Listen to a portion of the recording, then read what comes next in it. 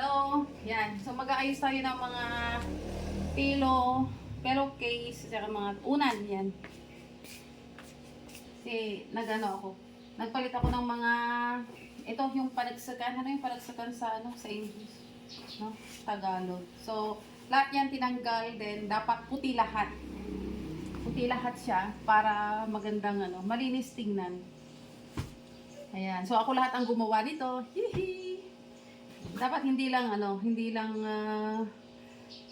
makuha ng kumikita ng pera, pero marunong kang kumita ng pera at saka marunong ka rin gumawa ng gawaing bahay.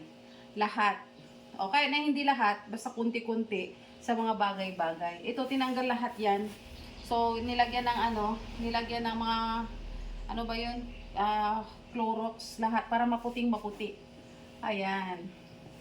So, yung mga nandyan sa ilalim, puro puti yan, then puti ulit. Diba? Dapat marunong ka rin gumawa ng, ng gawaing bahay. Yan. So, magaling ka na magtrabaho, kumita ng pera, magaling ka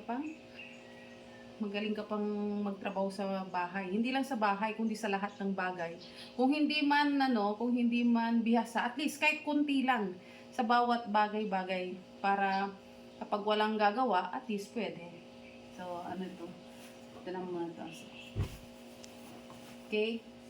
Kaya dito naman, ito. Mamaya na, gagawin ko na yan mamaya. Okay.